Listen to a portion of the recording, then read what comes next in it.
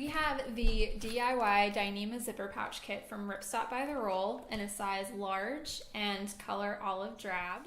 So we have our piece of Dyneema right here, dull side, and we also have the shiny side, which will be important later when we're sewing. We have the zipper that we will separate later. We have the zipper pull, the little pull string for the zipper pull, and last but not least, a piece of webbing for the tabs that you'll hold on to whenever you're opening and closing the pouch. So first we're going to separate the zipper,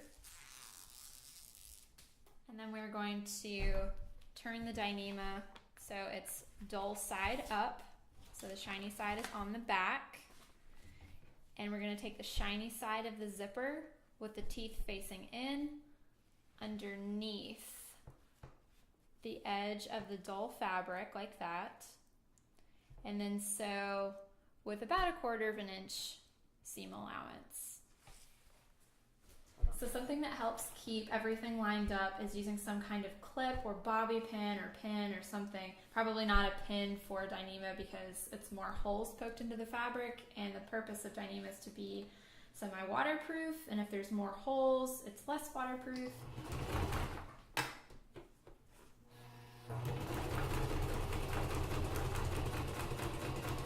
And just check it every once in a while to make sure you're still lined up.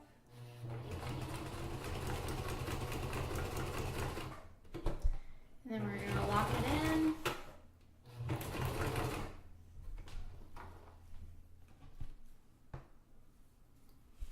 Now we're going to cut our little tails off so they don't get stuck in the sewing machine. And because I like to keep the table neat and tidy, I have a little trash bag that I put the little pieces that I'm not using in. So this is what our seam looks like right now.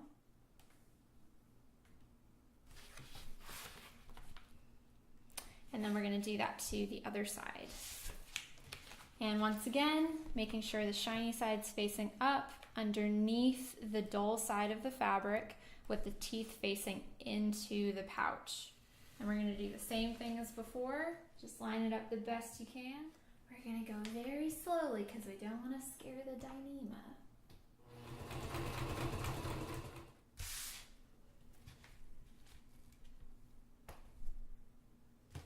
Okay, so one of the cool things about this fabric is when we make a finished seam on the zipper, you can actually kind of crease it and it'll stay in place for where you want to sew it.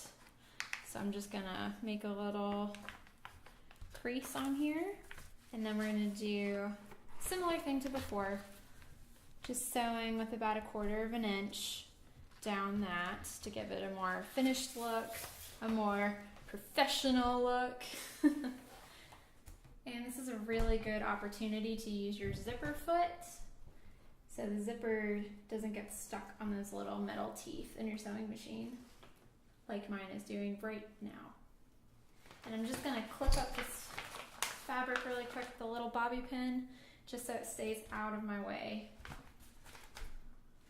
Alright, here we go. You have to pay really close attention to stay on top of the zipper because in the last 2 pouches that I practiced on, I definitely went off course a few times. It's very easy to do.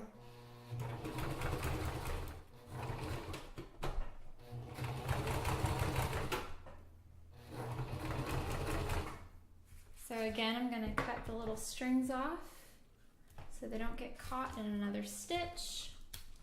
And here is that finished seam. And now we crease the other side and do exactly the same thing.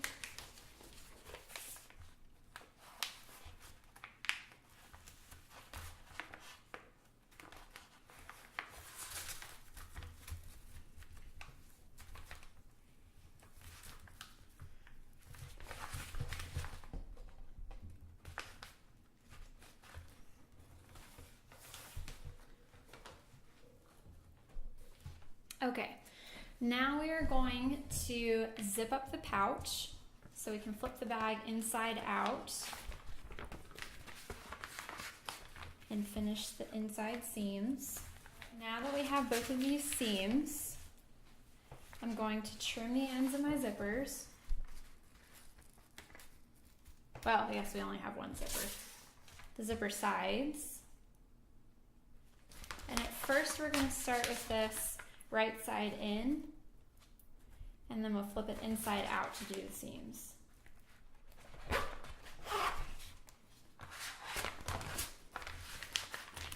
So after you get your zipper zipped on, we're going to zip it down just a little bit and hold the end so it doesn't separate on you, and flip it inside out. Because if the end separates on you, you have to reattach the whole zipper. Okay. So now we have the dull side out and the zipper facing down, and we're going to zip all the way to the end and zip the zipper off of the side. And then we're going to cut these tabs in equal length. And we're going to sew these underneath the zipper to make tabs when you flip the bag inside out. We're going to make the top of the bag about right there. And again, crease it a little bit.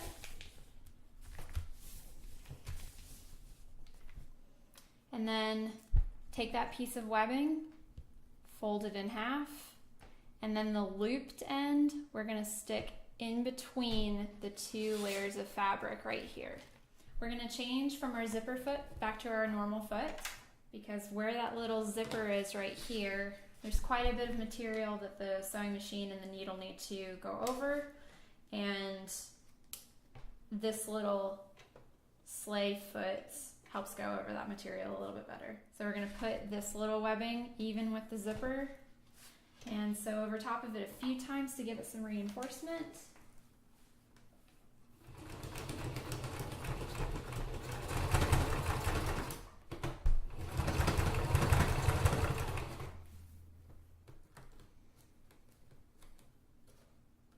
This is why it's important to cut all of your strings. Keep everything neat and tidy.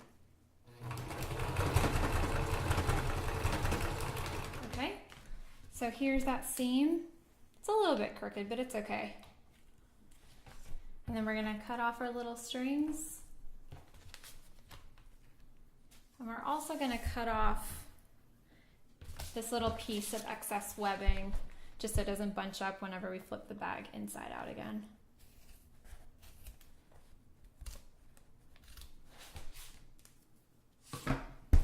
Now we're going to reattach the zipper again. So we're going to break apart the zipper just a little bit.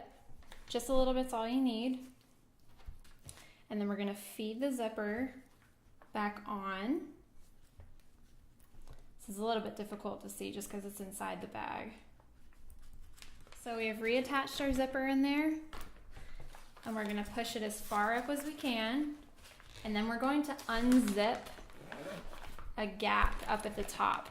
So when you need to flip it inside out, once we've sewn this seam, you can open the zipper and flip it inside out. Otherwise, you would be more or less locked out of your bag.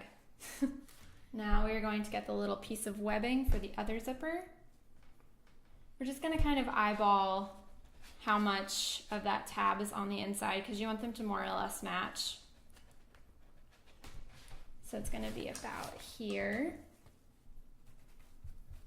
So we're going to stick this tab with the loop end inside the bag, right where the zipper is. We're going to line it up with that little blue line. And then we're going to finish up our bag. We're going to cut off our little strings. We're going to cut off that excess webbing and that tiny bit of zipper. But being careful not to cut the Dyneema because it's been heat sealed. And then we're going to open up the rest of the zipper.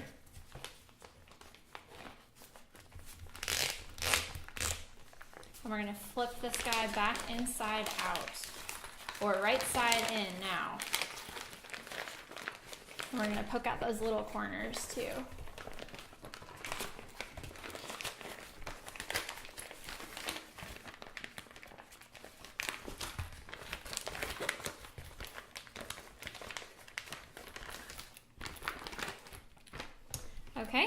And one last step to make your life easier, we're going to attach this pull string using my favorite knot, that figure 8 that we showed you in how to make your own dry bag. So we're going to go over top of the cord, around the back of it, and through the middle. We're going to pull it tight. And then once you've tied that knot, dress it as best you can, and then we're going to sear the edges.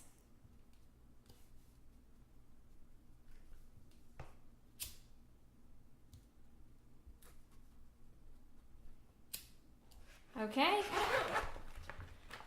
here's our very own Dyneema bag, and then you can waterproof it further by taping the seams with some waterproof tape or adding some seam sealer, and you're good to go.